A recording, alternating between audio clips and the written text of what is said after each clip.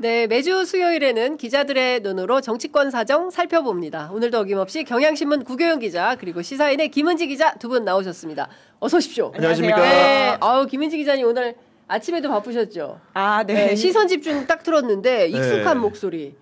네, 김은지 네. 기자님이 나오셨더라고요.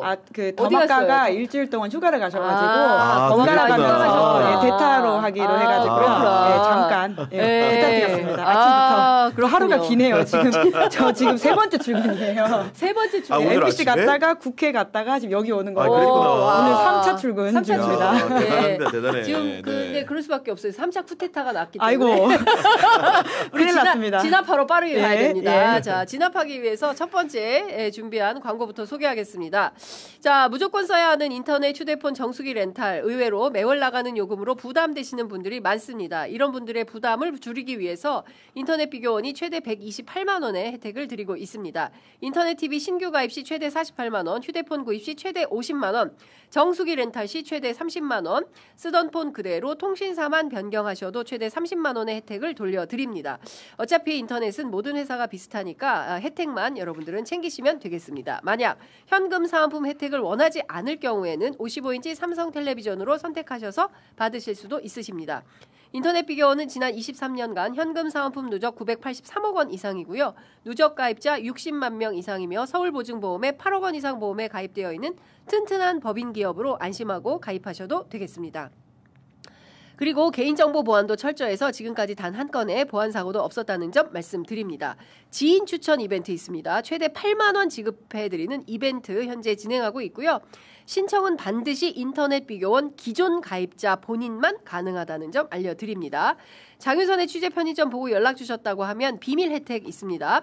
지금 1670-2571, 1670-2571로 전화 주시거나 인터넷 네이버에 비교원 검색하시고 상담 신청하시면 되겠습니다. 이게 바뀌었네. 인터넷 비교원 휴대폰 어디 갔지? 옷 색깔도 바뀌었네요. 서경석 씨 따라하기 이거 인터넷 비교원. 여러분들 한번 부탁드리겠습니다.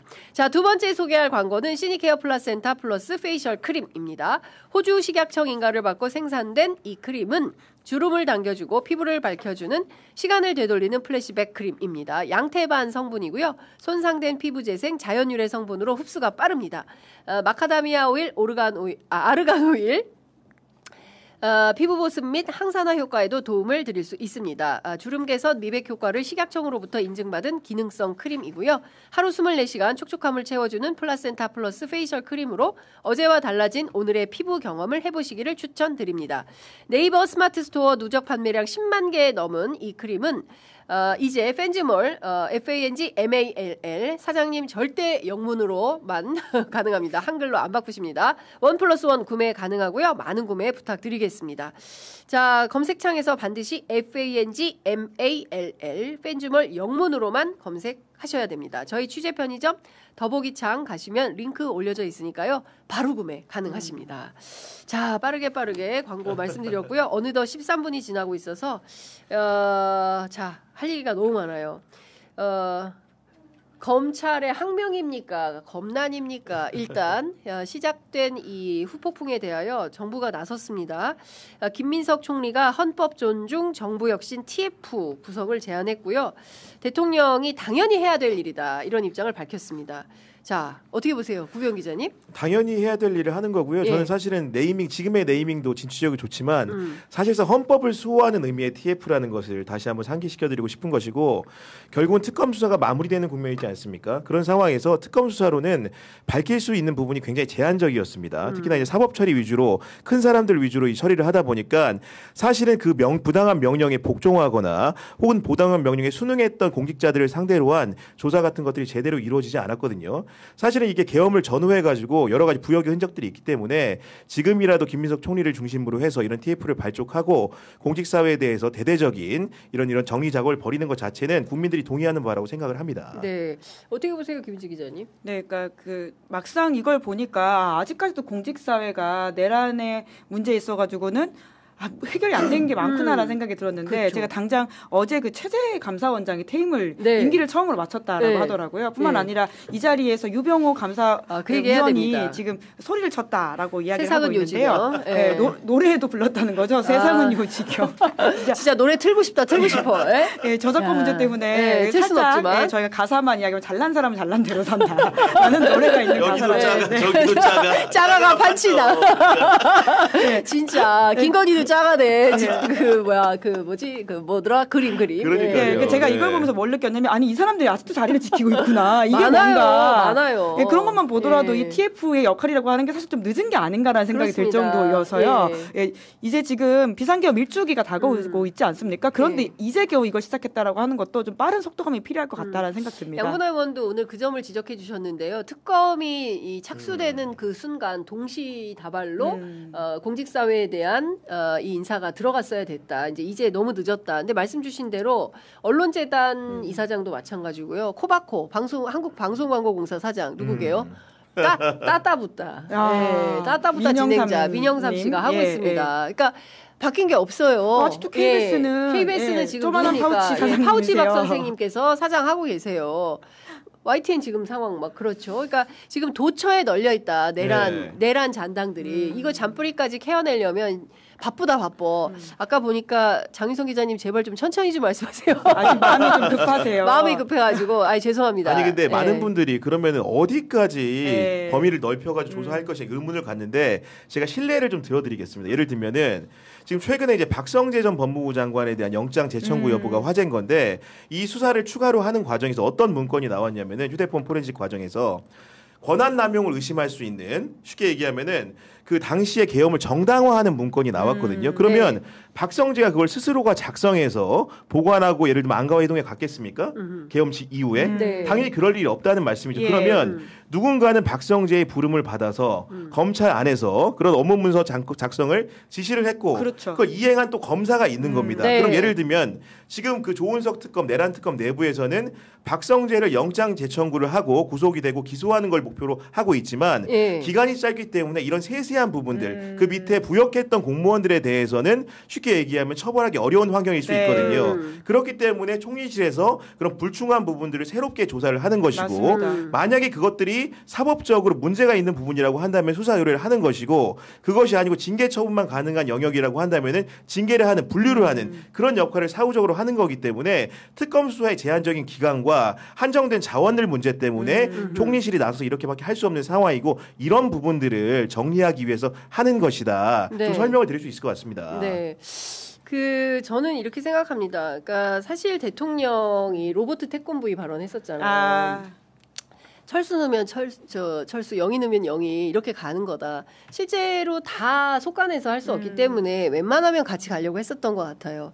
그런데 지금 벌어지는 검찰의 그 항명 사태를 보면서 이거 안 되겠구나라고 마음을 고쳐먹으신 게 아닌가라는 개인적 판단을 했습니다. 네, 이게 특히나 이제 검찰에 대한 그러니까 모두를 형사처벌할 수는 없을 겁니다. 네. 그러니까 그게 한계가 분명히 있을 거고요. 하지만 그렇다고 해서 징계를 안 할 수 있는 건 아니거든, 안 할 수 없는 건 아니거든요. 네. 특히 도이치모터스 주가 조작 사건 관련해서는 김건희 씨 바도도라고 하는 증거들이 도처에 나오고 있지 않습니까? 심지어는 지난주에 의문의 남성이라고 하는 굉장히 미묘한 단어로 우리의 시선을 끌고 있지만 사실 본질은 결국 검찰이 이 사건을 봐줬다라고 하는 것이거든요. 그런 것만 보더라도 누가 이걸 봐줬는지에 대해서는 검사들에 대한 징계들이 필요한 거죠. 네. 아니 근데 저는 이런 거예요. 이번에 이제 이를테면은 그 항소 포기라는 네이밍을 통해서 전 언론에 공이 보도되고 있는 이 사실의 본질은 저는 물론 남욱의 진술이 왔다 갔다 하긴 하지만 남욱이 폭로한 법정 증언이 있지 않습니까? 아니 우리 검찰 안에서 이런 사건이 있었다고 한다면 도대체 무슨 조작 기소가 있었던 거고 어떤 회유가 있었고 어떤 진술 강요가 있었는지 이 부분에 대해서 먼저 면밀하게 판단을 해보자. 그리고 문제가 없음이 확인되고 이 사건은 항소를 통해서 충분히 다퉈볼 만하다. 유동규의 이익을 다투을 만하다라고 하면 아니 그 반대 입장에서 한다면 항소를 하면 되는 건데 아니, 그 자체도 안 한 거 아닙니까? 그러니까 기본적으로 이 사건을 바라보는 관점이 여러 가지가 있는데 대장동 사건 수사라는 것은 여러 가지로 의심을 받는 측면이 많은 겁니다. 일단은 기본적으로 이 수사를 왜 시작했는가 본질적인 부분에 들어가면은 그렇습니다. 이재명 대통령을 위한 특정인을 위한 수사라는 게 정말로 삼척동자도 알만한 그렇죠. 수준입니다. 그렇기 때문에 그 어떻게 보면 대통령이 될 수 있는 사람, 유력한 대선 후보에 대한 수사라고 한다면은 그리고 뭔가 윤석열과 경쟁했던 사람이기 때문에 정적의 차원도 해당하지 않겠습니까? 네. 원래 기존의 검찰이란 데는 그런 수사를 할 때는 굉장히 신중했습니다. 네. 근데 그럼에도 불구하고 이재명 대통령을 상대로 수년간에 걸쳐서 수사를 하고 수년간에 걸쳐서 공판을 한 거 아니겠습니까? 대장동 사업자 일당을 상대로도 해서 그런 부분들이라는 것이 결국은 정치적 목적이 분명한 수사에 관여한 부분들이 있기 때문에 검사들이 혹여나 정치적 증미의 의무를 해태한 것이 아닌가 이런 의심도 되는 상황이고 네. 결국 수사의 기법상의 문제라고 설명할지 모르겠지만은 특정인에 대한 진술을 강요한다거나 꿰맞추는데 그런 수사적인 역량을 활용한 게 아닌가 이런 의심이 들기 때문에 이런 항소를 포기하는 문제에 대해서도 본질적인 관찰과 진단이 병행이 돼야 되는데 그런 부분들을 생략하고 정말로 기계적인 부분, 네. 기계적인 항소의 영역만 가져와서 우리가 늘 항소를 해왔는데 왜 이거는 못하게 하느냐 이런 문제, 표피적인 문제만 가지고 맞습니다. 따지는 게 예. 말이 안 된다는 예, 겁니다 지금. 그렇죠. 그러니까 저는 지금 너무 본질적인 얘기를 해주신 것 같아요. 그게 딱 맞는 것 같아요. 이를테면 그게 본질이 아니잖아요. 지금 뭐 항소할 수 있으면 항소하면 되는데 자기들이 항소도 안 해놓고 왜 항소를 포기한 거야? 외압이 있었어. 이것은 마치 최혜병 사건의 수사 외압과 같아. 우리는 박정훈이야. 이런 주장을 하고 있는 거지 않습니까? 이런 단계에 이르니까 국민들이 어머 기가 막히네 이 사람들 황당무계하다 이런 생각을 하는 거 아니겠어요? 아니, 당장 이문정 지검장 이야기 하잖아요. 네. 그러면 항소하셨어야 된다. 바로 잠그고 네. 본인은 본인은 이미 됐잖아, 그쵸. 그냥. 그렇게 했었어요. 네. 그러니까 재심 사건에 있어가지고는 사실 당연하게 재심 사건 같은 경우에는 무죄 구형을 하는 게 맞는데도 불구하고 그 당시 검찰 지도부들이 그걸 막았었거든요. 네, 그래서 이문정 지검장이 당시에 굉장히 여러 가지 각오를 하고 결기를 보였었고요. 그 징계를 받았지만 결과적으로 행정법원에서 다 무혐의 나왔었습니다. 뭐 이런 식의 상황들이 분명히 있고요. 이렇게까지 광분할 일이었으면 그 당시에 이미 결재가 된 항소장이 있었다는 거지 않습니까? 네. 그 제출하면 되는 건데 그때 그런 걸 못 해놓고서 이제 와서 이런 식의 입장들을 내는 것이 국민들이 보시기에는 그럼 그때 윤석열 풀려날 때 너네 뭐 했냐라는 이야기가 비교될 수밖에 없는 그리고 것이죠. 제가 이 사건을 좀 세세하게 설명을 네. 드려서 석연치 않은 부분을 하나 찝어서 말씀을 네, 드릴게요. 네. 예를 들면은 우리 사실 국민들이 이런 세세한 내용까지 알아야 될지 모르겠지만 지금 그 형을 선고받은 민간인 사업자 포함해가지고 유동규 포함해서 총 5명 아니겠어요? 네. 피고인이. 그런 중에서 정영학 회계사라는 사람을 생각을 해보면 되게 웃깁니다. 초입에 이분이 사실은 검찰에 일종의 자수서 같은 거 갖고 들어갔어요. 네. 사실은 정영학이라는 사람은 대장동 사업의 처음과 끝과 같은 사람이에요. 네. 김만배라는 사람보다 더 일찍 그렇지. 대장동 사업에 관여했던 사람입니다. 그리고 사실은 마지막에 출구를 찾을 때도 당연히 있었던 사람이고요. 그런 사람인데 그 사람을 상대로 해서 검찰이 구속영장을 청구하지 않고 불구속 기소라고 그런 상태를 유지를 했습니다. 나머지 사람들 대부분 구속되거나 기각된 정민용도 구속영장 청구는 됐어요. 유일하게 그 구속영장이 청구 안 된 사람인데 그런 사람을 상대로 막판에 이분이 진술을 바꾸지 않았습니까? 베이맥 산정 과정에서 이게 검찰이 자의적으로 이렇게 판단한 네, 거다. 네. 내가 쓴 페이퍼가 아니다. 이런 식의 주장을 하니까 네. 갑자기 10년 구형을 합니다. 그럼 그 논리가 생각을 해보십시오. 징역 10년을 구형해 달라는 거는 반드시 법정 구속을 해달라는 얘기인데 예. 그런 피의자에 대해서 단 한 차례도 영장 구속영장 안 청구를 안 했어요. 아니. 그러면 이 수사를 봤을 때 예. 정상적인 수사입니까 아닙니까? 아니죠. 본질적으로 이상한 수사라는 것을 네. 특정 피의자, 피고인을 상대로 추적을 해봐도 드러나는 겁니다. 대표적인 사례로 볼 수 있겠네요. 너무 그러니까 수상하다. 이 부분에 대해서는 지금 수사팀은 다른 거에 대해서 왈가왈부하면서 항소 그 포기 문제만 얘기할 게 아니고 유동규에 대해서 왜 더 적은 형을 그 구형했는데 그렇죠. 실제로 법원이 더 강력한 형을 선고했는지와 네. 정영학이라는 사람의 신병을 왜 계속 불구속으로 유지를 해왔는지 도대체 어떤 거래가 있었길래 우리가 의심하는 것들은 아닌지 그 부분에 대해서도 답을 해야 됩니다. 그러면 네. 그러니까 그 표피적인 문제만 가지고 대서특필하는 언론이 있으니까 뭐 그 자체로 소위 검찰의 주장을 엄풀해주면서 팀플을 하고 있어서 오히려 이 여론이 계속 확산되는 것 같다라는 생각이 좀 드는데 본질은 거기에 있다. 너무나 수상한 사건이고 사실상 누가 보더라도 당시에 유력한 대선 후보였던 더불어민주당 당대표 이재명 후보를 타겟팅한 그렇죠. 네. 조작 기소 뭐 이런 등등이 있었다라는 게 이제 확인이 되는 거 아닌가라는 생각이 좀 드는 건데요. 관련해서 그런지 방금 속보가 나왔는데 더불어민주당에서 집단항명 검사들에 대한 국정조사를 즉각 돌입하겠다라는 입장이 나왔습니다. 어떻게 보세요? 국정조사뿐만 아니라 네. 지금 뭐 청문회 그리고 특검 이야기까지 나오고 있지 않습니까? 네. 사실 국정조사와 관련해서는 여야가 지금 목소리를 같이 내고 있긴 해요. 물론 네. 포인트가 다르긴 하지만 그러니까 이번 기회에 열어두고 이걸 이야기하는 게 맞는 것 같고요. 네. 그 검사들의 행태와 관련해가지고 사실 이제 애초에 기소가 부적절했다는 식의 지적들이 많고 그거를 좀 밝혀내야 된다라고 하는 게 지금 이제 구기훈 기자의 지적이기도 하고 그리고 진행자의 말씀이시기도 하지 않습니까? 네. 그런 지점에서 좀 뭔가 낱낱이 좀 팩트들을 보여줄 필요가 있다는 생각이 들긴 합니다. 네. 지금 저희가 이제 그 헌법존중 정부혁신 TF 얘기를 하다가 이제 또 하다 보니까 또 이제 검찰을 얘기를 하게 돼. 우리도 우라가 있어서 그런가 봐. 자꾸 얘기를 하게 되면 검찰 얘기를 안 할 수가 없는 상황이 되는 건데. 앞서 우리가 이제 감사원 얘기 잠깐 했잖아요. 네네. 유병호 얘기를 안 할 수가 없을 것 같아요. 저는 이분이 아직도 계셨나 했더니 그러니까요. 영전까지 해가지고 사무총장에서 감사위원이 돼가지고 예. 퇴임식도 하고 심지어 유병호는 퇴임이 아니고 퇴임식 유병호가 참석. 감사원장 퇴임식에 참석해서 이 영혼 없는 것들 뭐 이렇게 고성을 쳤다는 거잖아요. 근데 이분은 이 유병호 감사위원은 어떻게 이렇게 정정당당하게 나오는 걸까? 이분의 멘탈도 참 독특하다라는 생각이 좀 드는데 어떻게 보십니까 이런 주장? 기본적으로 정말 말이 안 되죠. 최재형 감사원장 체제에서 가장 승승장구하면서 가장 혜택을 누리고 자기 하고 싶은 대로 일하는 사람이 누굽니까? 네. 심지어 감사위원도 된 거 아닙니까? 그런 상황임에도 불구하고 갑자기 이제 나가는 무렵에 최재형 감사원장이 공직자 출신이다 보니까 그 새로 이제 뭐 감사원의 문제를 지적하는 TF도 설치하고 나갔어요. 네. 그러니까 이제 아마도 본질적으로 자기가 한 배를 탄 것 같다가 나갈 때 임기를 이제 지키기 위해서 그런 식으로 뭔가 자기와 다른 결이 다른 선택을 한 게 아니냐 이런 식의 의심을 하고 아마도 이런 행동을 보인 것 같은데 윤석열 정부 기간에 감사원이라는 데는 정말로 할 말이 참 많습니다. 원전 경제성 평가 관련된 문제라든가 부동산 통계 문제라든가 쉽게 이게 전 정부의 실정이라고 주장을 하면서 네. 정말로 무리한 감사들을 많이 했거든요. 네. 그것들이 실제로 법정에 가서 무조건 유죄가 나온 것도 아닙니다. 그런 상황이기 때문에 본질적으로 그때 행해졌던 감사원의 비행에 대해서 파헤쳐도 모자랄 판인데 네. 반성문을 쓰지 않고 국민 앞에 이렇게 당당한 행태로 심지어는 감사원장이 퇴임식에서 그것도 최재해 감사원장이 잘했다고 평가하는 사람이 얼마나 됩니까? 그런 감사원장을 상대로 이렇게 한다는 게 이해가 안 되는 거죠. 이렇게 얘기했어요. 최재해 원장이 조직의 신뢰를 훼손해놓고 여기에 대해서 한마디 언급이나 사과를 안 한 데 대해서 내부 지적이 있다. 감사원 직원들도 굉장히 점잖은 분들이네요. 이 정도밖에 비판을 안 하시다. 네, 아까 말씀하셨지만 원전 관련해 가지고는 감사원 감사로 수사를 넘긴 사건이고 그게 결국 공무원들은 무죄가 났습니다.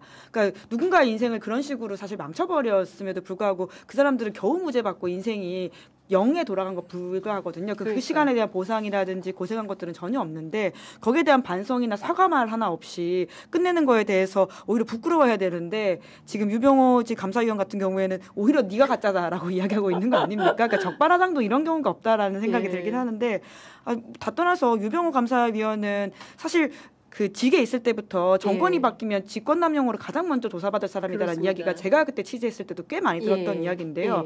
왜 이분이 아직도 이렇게 무탈한 일생을 살고 계시는 건지에 대해서 좀 의아하긴 합니다. 네. 이번에 이제 정부가 헌법존중 정부혁신 TF가 출범을 하면 유병호 감사위원 어떻게 될까요?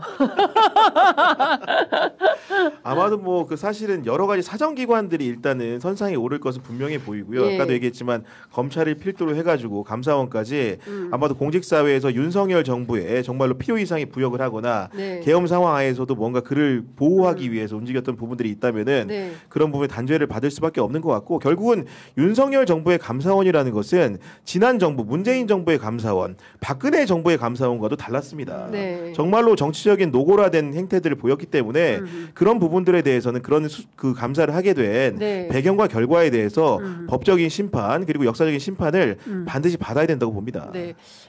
아무 의견은 없으신데 마리 K님께서 슈퍼챗을 써주셨어요. 뭐 의견도 같이 주시면 좋으셨을 텐데요. 하여튼 감사합니다.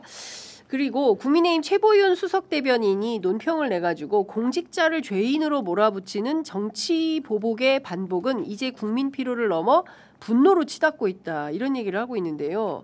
언제 공직자를 죄인으로 몰았죠? 찔리는 사람이 있는 건가? 아니 근데 방금 우리가 한 얘기가 딱 그러면은 지난 정부에서 감사원을 동원해서 국토부 공무원들 괴롭히고 산업부 공무원들 괴롭힌 거는 죄인 취급 안 하고 뭐 예를 들면 무죄 추정의 원칙으로 조사했습니까? 그래서 수사 의뢰하고 검찰에서 기소했습니까? 반드시 돌려줄 수 있는 말이고 그런 얼척없는 일로도 감사원 조사도 벌이고 검찰 수사도 벌였는데 이거는 온 국민이 명백하게 본 계엄에 부역한 사람들을 가려내는 일입니다. 그런 공직자를 우리가 국민들이 믿고 신뢰하고 따를 수 있겠습니까? 그렇습니다. 그런 사람들을 거르자는 것에 대해서도 죄인 취급 운운한다는 것은 말도 안 됩니다. 아니 생각해보면 이 윤석열 정부 시작하자마자 전 정권 수사 그랬죠. 감사 때문에 일을 할 수가 없다. 그래서 세종시 공무원들이 술렁술렁거린다. 카페에 가면 전부 그 얘기만 하고 맞아요. 있고 이 윤석열 정부의 특징이 있으니 첫 번째는 반드시 연필을 사용한다. 기록을 남긴다. 기록을 그리고 누가 시킨 건지 누구의 요구로 결제를 한 건지 그리고 다 비망록이 있다. 왜냐하면 지난 여름에 시켜서 한 것에 대해서 혹여라도 문제가 생겼을 때 반박하는 논리로 비망록을 다 쓰고 있다. 이 두 가지 특징을 제가 취재할 때 들었어요. 그렇게까지 탈탈 털었던 윤석열 정권에서 감사로 피해본 분들이 있는 겁니다. 이분들 죄인 취급한 거죠. 아니 그러니까요. 그때 윤석열 정부 들어서자마자 문재인 정부를 전 정권 수사라고 하면서 이분들을 죄인 취급했던 거 아닙니까? 네, 그래서 그 당시에 이제 유병호 그 당시 사무총장이었었는데요. 그러니까 본인이 직접 개입했다라고 인정까지 했던 사건이 그 서해 공무원 피격 사건이 맞습니다. 있었습니다. 그 건으로 사실 문재인 정부의 안보 라인에 있는 주요 고위 공직자들이 재판을 받고 있거든요. 그러니까 이런 식으로 잃어버린 시간이라고 하는 것이 물론 뭐 아직 재판 결과가 나오지 않았습니다만은 그러니까 지금 과정상에서 보면 굉장히 좀 무리하다라고 하는 느낌을 주는 게 굉장히 많아요. 그런 것만 보더라도 감사원의 과거에 대해서는 먼저 반성문부터 써야 되는데 이렇게 당당하다라는 게 참 아니 대표적으로 지금 산업부에 문신학 차관이라는 분이 있어요. 이분이 윤석열 정부 뭐 걸쳐가지고 쉽게 얘기해가지고 이제 과거에 이제 문재인 정부 때부터 아마 이런 고초의 향연들이 시작이 됐는데 이분이 이제 월성 1호기 원전 이제 그 폐쇄 과정에서 경제성 평가 조작 혐의를 받아가지고 사실은 나중에 이제 자료 관련된 삭제 문제로 이제 뭐 검찰에 기소까지 됐는데 실제로 알고 보니까 대법원에서 이제 무죄가 확정이 됐는데 이렇게 긴 시간 동안 감사를 받고 그 법원 판결을 통해서 명예회복을 하더라도 그 사이에 이런 게 너무 많은 겁니다. 경제손실과 실추된 공직자로서의 명예와 예를 들면 그 가족들의 안위 같은 것들은 누가 보상을 해줍니까? 이런 일들을 사실을 자행했던 사람이 주도했던 사람들이 일부 감사원에 남아 있는 것이고 윤석열 정부 검찰에 온전하는 겁니다. 남에게 가해를 했으면 그 가해자에 대해서 완벽하게 뭔가 피해자의 명예회복을 위해서라도 온전하게 돌려줄 필요가 있는 겁니다. 아니 그리고 다 떠나서 그 뭐 다 좋아요, 다 좋고 뭐 감사하고 뭐 진실규명하시고 다 좋은데. 12.3 비상계엄 내란에 부역했던 사람들을 그냥 지나칠 수는 없는 거 아니겠습니까? 그러니까 그게 사실 핵심이라고 저도 생각을 하는데요. 이번에 추가로 윤석열 씨 기소된 이적죄를 보더라도 정말 이 나라를 어디로 끌고 가려고 했는지에 대해서 다시금 좀 분노하게 되는 지점들이 있더라고요. 그러니까 그 전쟁의 일상화라고 하는 그 어떤 진짜 드론, 드론 관련해가지고 계속 도발을 일상화시키겠다라고 하는 이야기고 북한한테 뭔가 군사 회담을 제안하고서는 그 뒤에서 뒤통수 치겠다는 식의 내용도 있을 뿐만 아니라 그러니까 최소 미니멈이 안보 위기고 최대치는 노아의 홍수라고 쓰여 있습니다. 그런 것만 보더라도 이들이 핵책했던 계획이라고 하는 것이 굉장히 끔찍한 이야기거든요. 이 내란이 결국 헌법재판소로 가가지고는 위헌이라고 결정이 났습니다. 그 위헌의 결과로 윤석열 씨가 파면이 됐습니다. 그러니까 공무원을 더 이상 할 수 없다라는 거거든요. 그러면 그것에 대해서 도움을 줬던 공무원들에 대해서는 당연하게 그에 따른 대가를 치르게 하는 것이 사실 너무 늦은 정의라는 생각이 들기도 하고요. 근데 이게 무슨 뭐 고위 공무원들을 탈탈 털어가지고 어떻게 하겠다라고 하는 건지 그 진짜 역으로 뭐 어디 찔리시는 건가라는 생각이 들기도 하네요. 언론 얘기 조금 해볼게요. 근데 언론에서 계속 그런 일종의 공포 심리, 그 다음에 이제 경직된 뭐 제가 오늘 그 언론 보도를 이제 종합해서 보니까 제목이 다 살벌하더라고요. 오히려 언론이 이런 것에 북치고 장구치고 동원되는 측면은 없겠나라는 판단도 좀 드는데 네. 두 언론인께 좀 여쭤보도록 하겠습니다. 네. 사실은 이게 이런 부분에 저도 이제 법조 출입 기자를 해봤기 때문에 예. 가장 유의해야 될 부분이 어떤 거냐면은 그 정보의 일방적 제공의 문제거든요. 쉽게 네. 얘기해가지고 검찰 안에서 벌어지는 일이다 보니까 그 문제를 검사들은 알지만 기자들은 모른단 말이에요. 네. 그러다 보면은 그 쉽게 화자 말을 전달해주는 정보 전달자의 말을 고스란히 믿고 그 기사 쓰는 게 급하기 때문에 그런 말에 의존해서 뭔가 의견 형성을 하는 경우가 있는데 네. 이번 사건이 딱 그렇습니다. 예를 들면은 기본적으로 항소를 부당하다고 다투는 검사들이 기본적으로 이제 기자들이 전화할 때만 잘 응대를 해주고 네. 이런 상황들을 자신들의 유리한 방면을 설명을 하다 보니까 그 부분에 대해서 무비판적으로 쓰기를 했고 네. 실제로 모든 도하의 언론들이 실제로 비슷한 제목의 기사를 내고 있지 않습니까? 네. 예를 들면은 아까도 말씀드렸던 그 대장동 사건의 본질적인 문제라든가 수사 과정, 예를 들면 판결 그 법원의 판결 과정에서의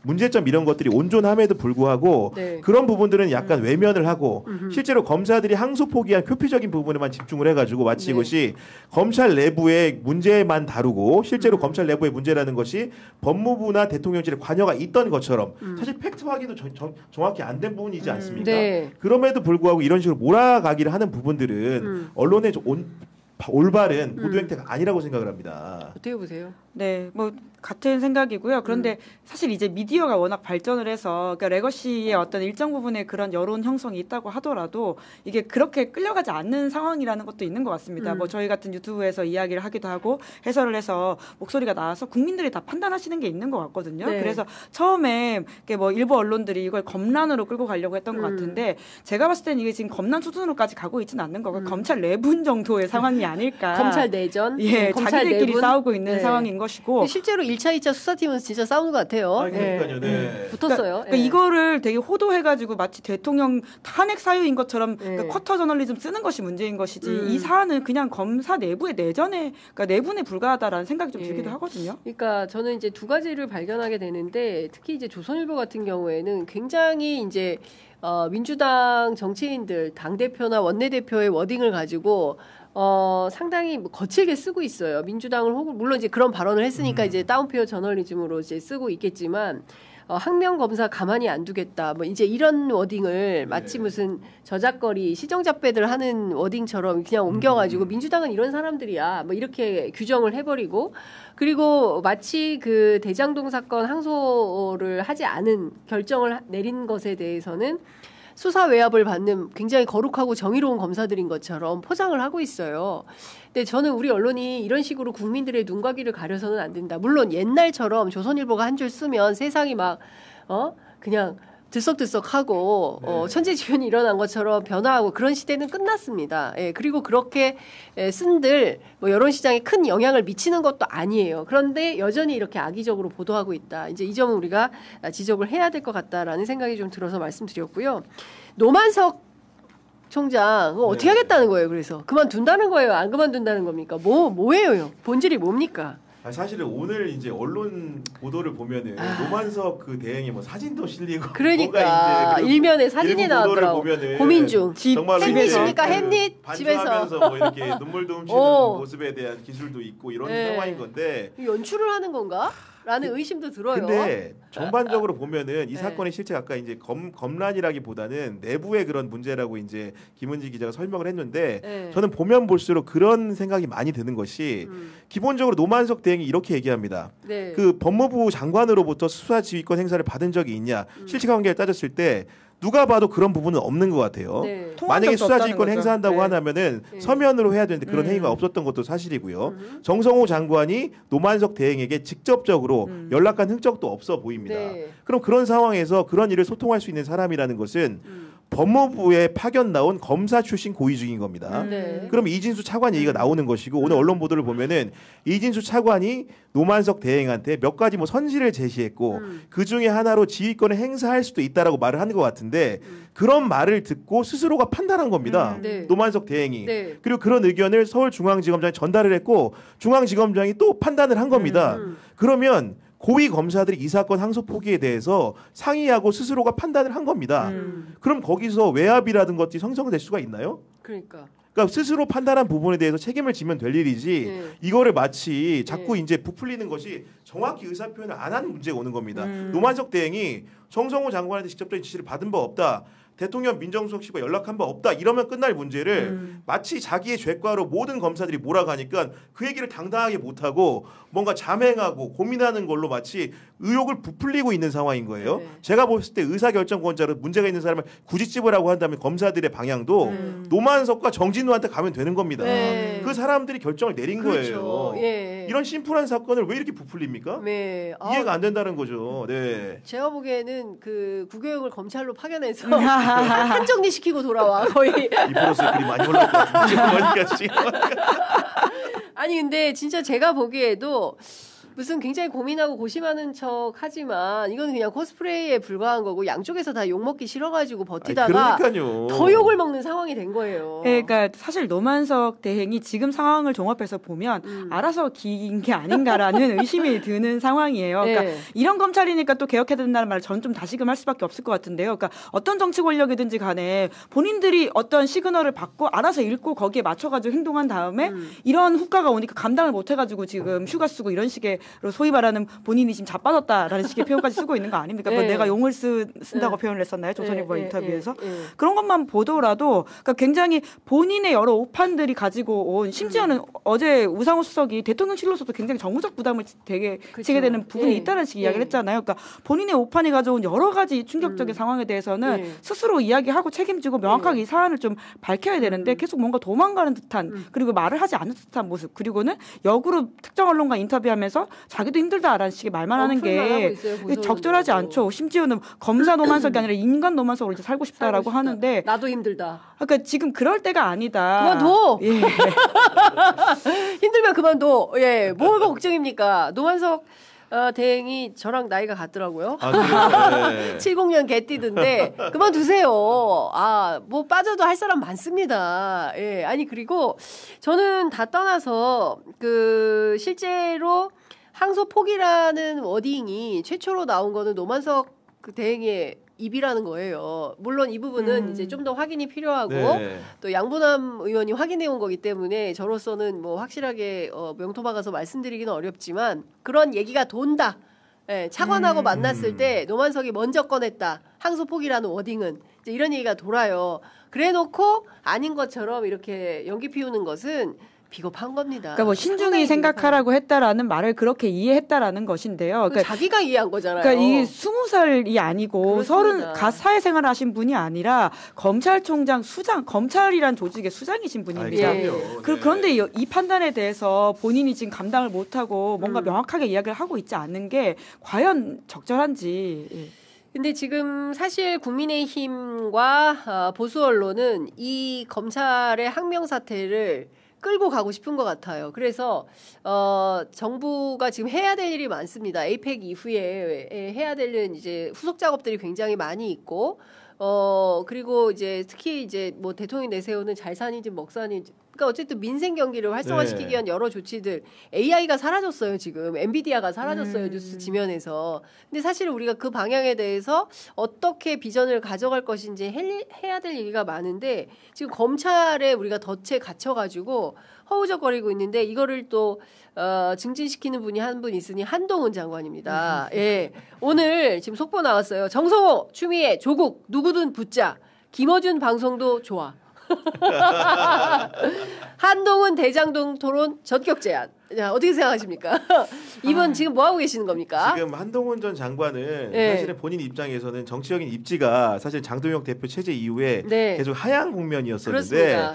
본인의 그라운드라고 할 수 있는 검찰에서 지금 사태가 벌어진 거고 예. 본인의 후학들이 지금 반란을 일으키고 있는 상황이지 않습니까? 그렇기 때문에 뭔가 그 영향력을 얻고 지금 이게 절호의 찬스가 왔다라는 정치적인 인식도 있는 것 같아요. 그러다 보니까 정말로 SNS 활동을 정말 급진적으로 많이 하고 있고 거기다가 그 난사의 범위도 넓습니다. 네. 예를 들면 뭐 김규현 변호사도 한동훈 전 대표에게 얼마 전에 네. 뭐 어젠가요? 그젠가요? 아무튼가 보면은 이제 토론을 하자면서 네. 여러 가지 이제 근거를 들어가지고 했는데 그런 글에 대해서 조국 그 전 대표가 그 글을 인용을 하면서 예를 들면 한동훈 토론을 한번 해봐 이랬더니 네. 갑자기 이제 그 이름 모를 변호사 말고 네. 나랑 한판 붙자 또 이런 식의 구도가 되는 것이고 추미애 전 장관에 대해서도 한동훈이 또 따발총을 쏘는 상황인 거고 심지어 홍준표 전 시장하고도 싸우면서 그 국민의힘 그 야당 내에 또 뭔가 영향력을 다툼을 하는 상황인 건데 입 좀 다물죠. 근데 정말로 이게 보면은 그렇습니다. 이게 그 국가의 운명이라든가 공무원의 조직 사회를 다스리는 문제고 자기도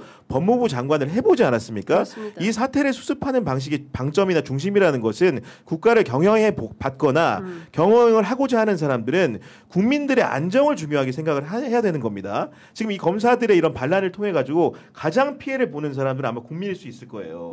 그런 부분들을 하고 나라의 안정을 추구하는 것이 지도자의 덕목인 건데 그렇습니다. 그렇기보다는 이 혼탁한 시절을 이용해 가지고 이 사람 저 사람과 싸워서 나의 우월함을 선보이겠다 이런 발상 자체가 굉장히 유화적이고 정치적으로 보면은 되게 그 독존적인 행태로 보이기 때문에 좋은 평가를 받을 수가 없을 것 같습니다. 네.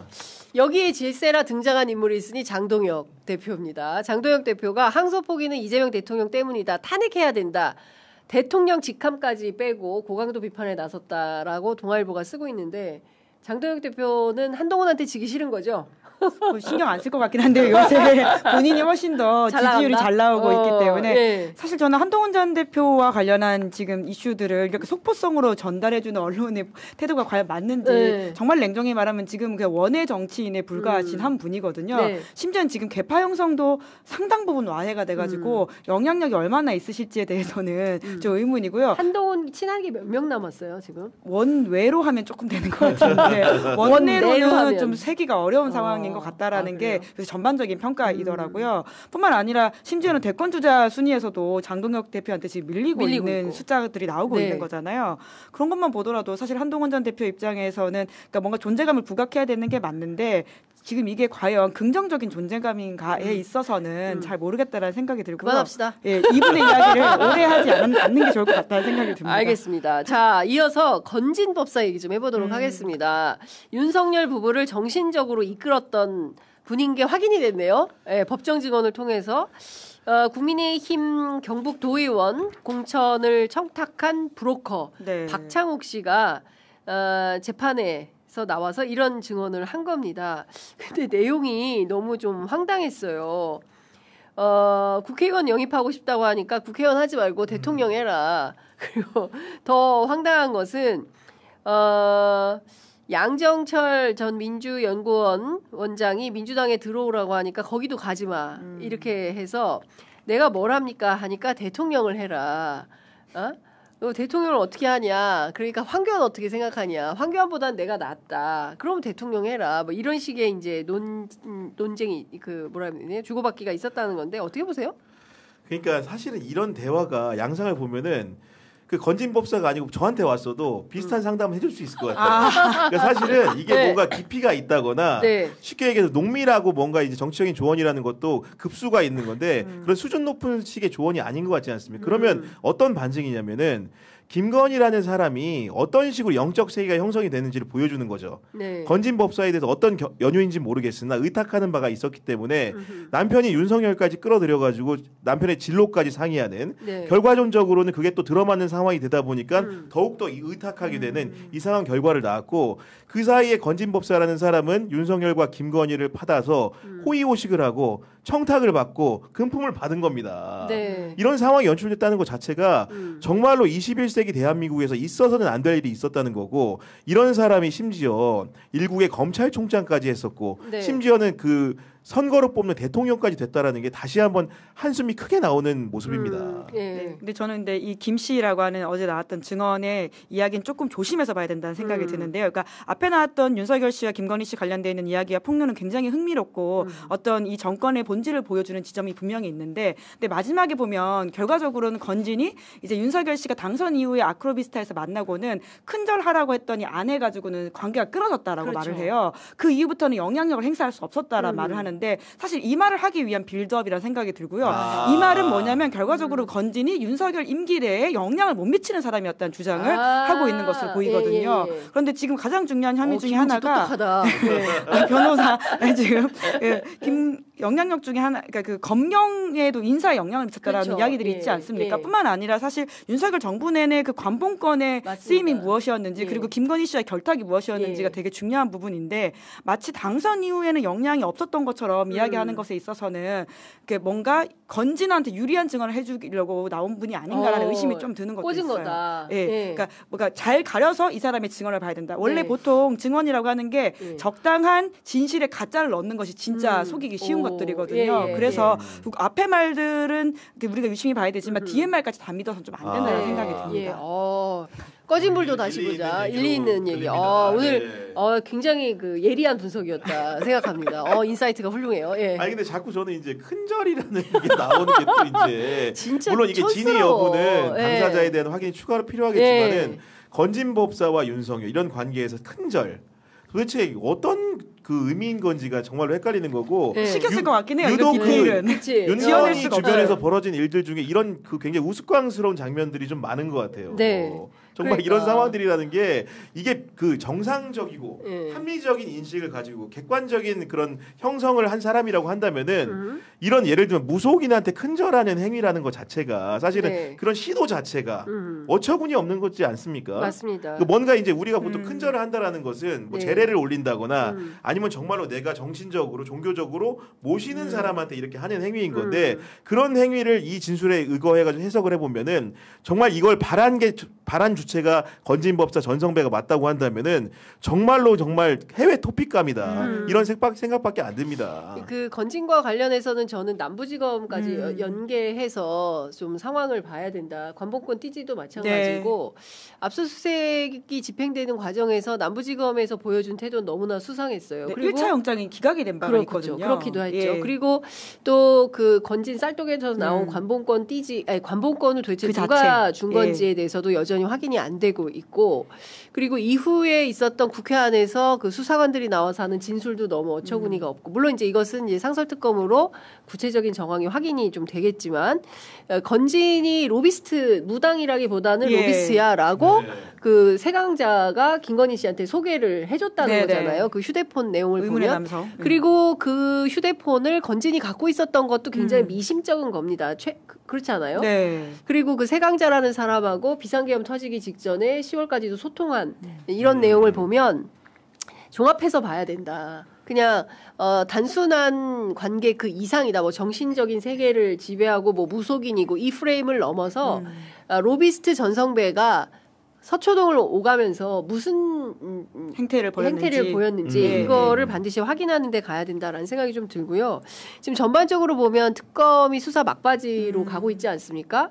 최혜병 특검에서는 내란숙의 윤석열 불러서 조사를 했어요. 그리고 오늘 아침에 들어온 소식입니다만 조태용 국정원장 구속이 됐습니다.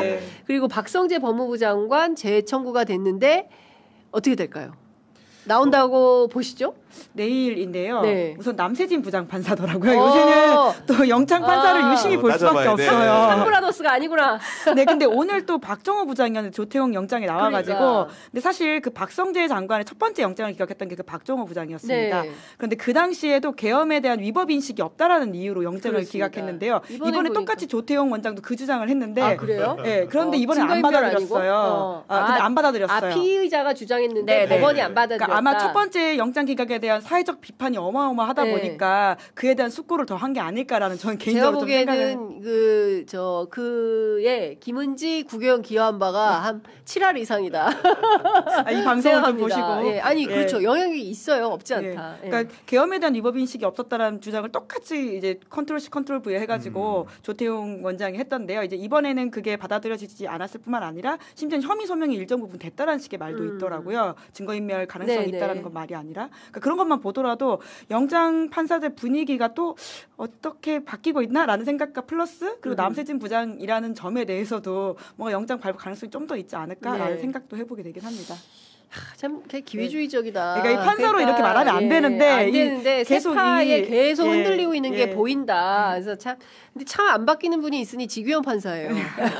물론 그분은 진짜 상당히 안 바뀐다라는 생각이 좀 드는데 어쨌든 지금 보면은 우리가 아까 잠깐 얘기했지만 여인용 수첩에서 나온 이 끔찍한 메모 이 부분에 대해서도 간과하기 어려운 것이고.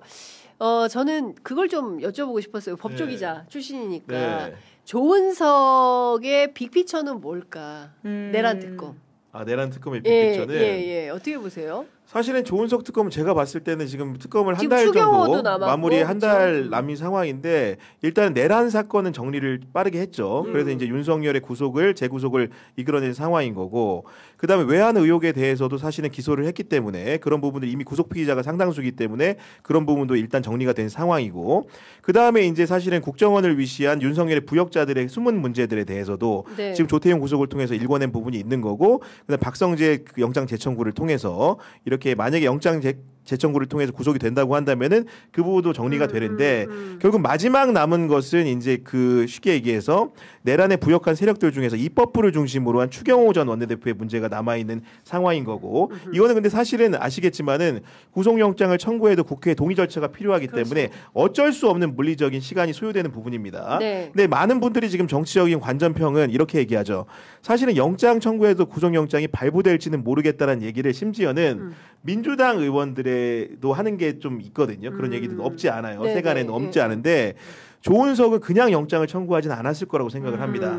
분명히 추경호 그 전 원내대표 행위 중에서 분명히 문제가 되는 결절점들을 정확히 발견을 했기 때문에 이런 정치적인 그 비난 가능성에도 불구하고 영장을 청구했다고 보는 것이고 이 수사가 사실은 길어지고 어려웠던 것은 국민의힘 의원들이 협조하지 않았기 때문인 그렇죠. 거예요. 예를 들면 뭐 우리가 공판정의 증인 신문을 하려고 여러 차례 노력을 했지만 안 나오는 사람들을 어떻게 합니까? 네. 법원도 어떻게 못하는 사람들에 대해서 조사가 안 됐기 때문에 길어진 것인데 기본적으로 여러 가지 이제 국민의힘을 상대로도 다층적인 조사, 당직자에 대한 조사, 국힘 당사에 대한 압수수색 등을 통해 가지고 물적 증거들을 많이 확보한 것으로 보이고 무엇보다도 우원식 국회의장의 진술이 결정적인 것으로 보여요. 왜냐하면 우원식 국회의장이 국회로 본회의장에 들어와서 표결하라는 여러 가지 요구 사항들을 정면으로 배치되는 행위를 추경호 전 원내대표 한 것으로 보이기 때문에 이 부분에 대해서 확신을 가지고 조은석 특검은 영장을 청구한 것으로 보인다. 그렇기 때문에 마지막 낭은 입법부의 부역자들에 대해서도 그 특검 수사가 마무리할 생각으로 그것에 대한 영장 결과라든가 이걸 통해 가지고 뭔가 그 큰 수사를 정리하는 국면으로 접어든 게 아닌가 싶고 그 중에 또 약간 짜시로운 부분이 있죠. 오늘 체포되신 황교안 그 전 총리 같은 분들 사실 이분 같은 분은 나오면 무조건 불구속 기소였어요. 원래 제가 봤을 때는 왜냐하면 내란 선전선동하는 글을 올렸고 예를 들면 그 물론 문제가 되는 것은 한동안 대표라는 체포 대상이 됐던 분들을 어떻게 알고 거명을 했느냐라는 것이 유관고리가 내란 세력과 있느냐 없느냐의 문제 정도인데 제가 봤을 때는 있는지 없는지 따져봐야겠지만은 그런 부분들이 명확한 증거는 없는 상황이기 때문에 그냥 나오랄 때 나왔으면 불구속 기소가 되는 건데 나오랄 때 안 나오고 압수영장도 집행 못하게 하니까 오늘의 날에 상황에 이르게 된 거거든요. 이런 부분들도 하고 있기 때문에 조은석 특검이 어쨌든 간에 마무리를 종지부를 잘 찍으려고 여러 가지 수사들을 정리하고 있다. 이렇게 평가할 수 있을 것 같습니다. 김은지 기자는 어떻게 보세요? 네, 방금 조은석 특검에서 황교안 전 총리 체포했다라고 보도가 나오는데 그러니까 마지막 그 최종 그림이라고 하는 것은 결과적으로 김건희 씨와의 어떤 부분에 대한 해명 혹은 뭐 설명이 좀 필요하지 않을까라는 생각이 계속 들긴 해요. 그러니까 최종적으로 윤석열이 왜 계엄을 했는지에 대한 부분들은 본인도 사초를 쓰는 심경으로 이 특검에 임하겠다고 했었고 그 부분에 대한 이야기들 그러니까 이 사유가 설명이 안 되면 결과적으로 윤석열 입장에서는 이 야당이 워낙 나를 괴롭혀서 어쩔 수 없이 이 어떤 계엄을 하게 되었다는 주장을 계속 하게 되고 있지 않습니까? 그런 차원에서도 그 노상원 수첩의 해독에 이어서 최종적인 이 계엄 선포 목적이 무엇인지를 드러내는 것이 이 그림 전체를 완성시키는 데 중요하지 않을까라는 생각이 듭니다. 그러니까 저는 조금씩 그 조은석 특검의 서사가 완성이 되고 있는 것 같다라는 느낌을 받는데요. 말씀 주신 대로 초반에는 비상계엄에 적극적으로 동원되거나 가담했던 군인, 국방 관련된 인사들에 대해서 대대적인 수사가 진행이 됐고 그 다음에는 외환죄 그러니까 필요하다면 북한을 자극해서라도 북한의 체면상 도저히 그 대응하지 않으면 안 되는 단계 노아의 방주까지도 생각했던 이 인간들에 대해서 수사. 그러니까 필요하면 외환을 통해서도 내란을 일으키려고 작심했던 그 무리들에 대한 수사. 뭐 시간은 좀 걸렸지만 그리고 국무위원들에 대한 조사. 그리고 국무위원들 넘어서 정당. 그러니까 어찌 보자면 글쎄 저는 여기서 이제 마무리가 될 걸로 보여요. 그래서 여기서 또 언론과 개입 거기까지는 또 안 나가는 것 같고 이 정도 수준에서 큰 틀에서 보면 12.3 비상계엄 내란 당시에 함께하고 역모를 꿈꿨던 모든 분야별 최고 책임자들에 대해서는 싹 다 정리를 해내는 네. 이제 그런 차원에서의 큰 그림을 그리고 수사를 진행하고 그거를 이제 마무리 지으려는 국면으로 가고 있다. 그 가운데 한 가지 아쉬운 거는 정광훈 목사는 수사 안 하나? 내란 선동 전문은 정광훈인데 그런 아쉬움이 조금 들었다라는 말씀을 좀 드리겠습니다. 그리고 제가 요것 좀 여쭤볼게요. 야, 이거 10시 58분인데 2페이지나 남았는데, 아니, 3페이지나 남았네. 아니, 큰일 났네. 여하튼, 국민의힘 얘기를 좀 잠깐 해보려고 합니다. 앞서 이제 잠깐 그 장동혁 대표 얘기를 하긴 했는데요. 나경원 의원이 도를 넘는 주장을 계속하고 있어요. 어제는 YTN 앵커하고도 싸웠다면서요? 뭐 네, 질문이 편파적이다. 그러니까 정성호 장관 대변인이냐는 식의 말까지 했는데 와, 앵커한테요? 사실 YTN 앵커한테 그런 이야기를 한다는 게 취재 편의점 앵커도 아니고 굉장히 좀 그러니까 네. 그 당사자로서도 받아들이기 어려운 질문이었을 것 같고 말이었을 것 상당히, 같고요. 예, 뭐 그러지 않는 분으로 저는 알고 있습니다. 네, 예. 게다가 똑같이 앞서서 이게 민주당한테도 했던 질문이라고 본인이 말씀을 그렇게 하시는데도 불구하고 좀 일부러 도발을 한 게 아닐까라는 생각이 드는데 그 일각에서는 여전히 서울시장에 대한 꿈을 버리지 않고 있다라는 해석을 하시는 보수 쪽 관계자들 이야기를 좀 제가 들은 바가 있는데요. 그러니까 이 오세훈 시장이 만에 하나 출마 레이스에 못 뛰게 될 경우에 본인한테 기회가 올 수 있다라는 생각으로 계속 존재감을 지지자 중심으로 드러내고 있는 게 아니냐라고 좀 보이긴 합니다. 네, 어떻게 생각하세요? 나경원 의원의 도발?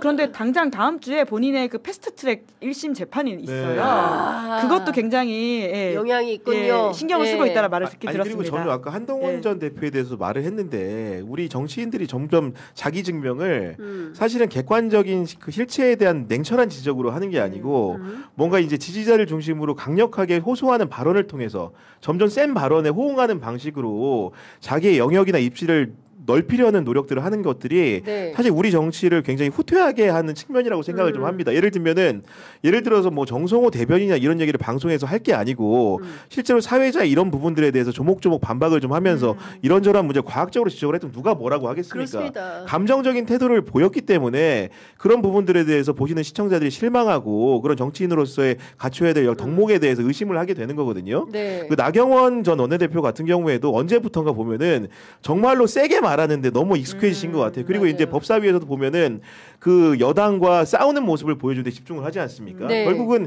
그런 사람이 국민의힘이라는 정당에서 자꾸 선택을 받기 때문에 그리고 예를 들면 지방선거를 또 앞두고 있는 국면이기 때문에 자기 존재를 증명하고 강화하기 위한 태도로서 이런 선택을 거듭하는 게 아닌가라는 좀 생각이 듭니다. 네. 지금 국회 예결위 전체 회의 진행 중에 있는데요. 정성호 장관을 향해서 배준영 국민의힘 의원이 장관이 모든 책임을 지고 사퇴해야 된다라는 국민 여론입니까? 국민의힘 여론입니까? 예, 국민 여론은 아닌 것 같아요. 국민의힘과 검찰 내부의 여론이 있는 것 같은데 입장이 뭐냐라고 물어보니까 그만둘 생각은 없다. 예, 사퇴는 바람직하지 않다. 대장동 항소 포기와 관련해서 대통령실과 의논한 바 없다라는 입장을 피력하고 있습니다. 이분들이요, 검찰이 어떤지 잘 알고 정치검찰들의 행태를 알고 대통령도 되고 법무부 장관도 되신 분입니다. 왜 노만석 대행하고 전화통화를 안 했겠어요. 예. 노만석 대행이 전화 통화할 때마다 녹음 안 했겠습니까? 그런 거 다 아시는 분들입니다. 그렇게 순진하지 않아요. 그래서 저는 이런 방식으로 몰아세우는 게 매우 촌스럽다. 그러니까 근데 이게 거꾸로 딱 이런 거예요. 그러니까 이종섭 전 장관이 박정훈을 어떻게 찍어 눌렀는지를 보면 되는 거예요. 그러니까 자기 눈엔 뭐만 보인다고 쉽게 얘기해가지고 그 당시에 윤석열이라는 사람이 경로를 하고 장관한테 이렇저렇게 지시를 하니까 공직사회가 난리가 나서 움직인 거 아닙니까? 네. 똑같은 시각에서 보는 거예요. 그러니까. 이재명 대통령이 이 사건을 보고 했을 경로를 거다. 하고 장관한테 화를 내니까 그러니까. 장관이 또 이러저러하게 네. 부당하게 간섭한 게 아니냐. 전혀 그런 관점으로 보면요 아무것도 안 나올 겁니다. 그렇습니다. 이재명 대통령이 바보 멍청입니까? 네. 그렇게 앞에서 경로에서 문제가 된 지도자를 보고 철저하게 사업 처리받고 단죄를 받는 모습을 봤는데 원래 그럴 사람도 아니겠지만은 그런 모습을 학습한 사람이 그런 무리한 지시를 대통령실이 했겠습니까? 지금 그런 증거가 있었다고 한다면 이미 민정수석실에 내통이 있었다고 한다면 이미 증거가 다 현출됐을 겁니다. 그렇죠. 대장동 아무리 털어도 10원 한 장 안 나오잖아요. 제가 이제 그 성남시장 후임 시장한테 들었어요. 혹시 몰라서 감사를 했다는 거예요. 이재명 현직 시절에 뭔가 있을까. 뭐 일전 하나 나오지 않더라. 철저한 사람입니다. 일전 한 푼 그렇지 않아요. 왜? 계속 감시받았기 때문에 시장실에 CCTV 설치하지 않았습니까? 근데 그런 걸 자꾸 잊어버리고 자기의 기준, 자기를 기준으로 자꾸 해석을 하니까 국민의힘이 계속 오판한다. 근데 이런 거 보도하는 저희도 피곤하니까 이제 그만하자. 논리적으로 반박하시라. 딱 떨어지는 증거 있으면 그때 얘기하시라. 이런 말씀을 좀 드리고 싶습니다. 저희 작가님께서 써주신 내용이 있어서 제주도에서 11일 새벽 2시 10분쯤에 쿠팡의 새벽 배송 기사가 또 숨졌습니다. 졸음운전으로 이제 추정이 된다는 건데요. 노동부 장관 그리고 대통령께서 산업재해 제로, 일터에서 죽거나 다치는 일이 없도록 반드시 해야 된다라고 하는데 끊임없이 이런 사고가 발생을 합니다. 쿠팡이라는 회사 자체에 어떤 문제가 있는 건지 저는 특검 통해서 쿠팡이라는 회사 자체에 대해서도 좀 알아볼 필요가 있겠다. 다른 마켓컬리나 뭐 여러 새벽 배송 회사들이 있는데 그런 회사들은 이런 사망 사고가 상대적으로 3회전 배송하는 것은 쿠팡뿐이라고 하더라고요. 그러니까 굉장히 상대적으로 열악한 환경에서 노동자들이 근무하게 되는 그러니까 내모는 것들은 분명히 있어 보이고요. 매우 안타깝습니다. 그리고 이런 문제들에 대해 우리가 SPC 빵 안 먹지 않습니까? 근데 쿠팡도 참 안 써야 되는데 참 어렵습니다. 참 많이 안타깝다라는 생각이 좀 들고요. 다시 한번 경각심을 가지고 산업 현장에서 이런 죽거나 다치는 일 절대 없도록 하라는 게 대통령 방침인데 왜 현장에서 계속 이런 비슷한 일들이 발생하는지 다시 따져 묻고 현장의 책임을 묻지 않을 수 없다라는 생각이 좀 듭니다. 두 분 너무 감사합니다. 그리고 이제 제 끝마치기 이렇게 얘기한 것 중에 그 뭔가 좀 이렇게 그 추가를 좀 해드리면은 아까 제가 이제 월성 원전 1호기 경제성 관련된 부분에 대해 가지고 사실은 듣기에 따라서는 윤석열 정부에서 이제 감사하고 기소한 걸로 되어 있는데 실제로는 당시에 조사는 문재인 정부에 좀 이루어졌고 문재인 정부 검찰에 기소를 했고 여러 가지 유죄 판결이라는 것은 또 이제 무죄 판결이라는 것은 윤석열 정부 이제 재임 기간에 나왔다 이런 설명이라는 것을 다시 한번 부연 설명을 좀 드립니다. 아유 역시 디테일이 살아있는 경향신문 구교영 기자였습니다. 시사인의 김은지 기자 너무 감사하고요. 정치비상구 그리고 4시에는 정치비상구 5시에는 김은지의 뉴스인 여러분들 많은 시청 부탁드립니다. 구독, 좋아요, 알림 설정은 사랑입니다. 오늘 함께해 주셔서 너무 감사드립니다. 고맙습니다. 감사합니다.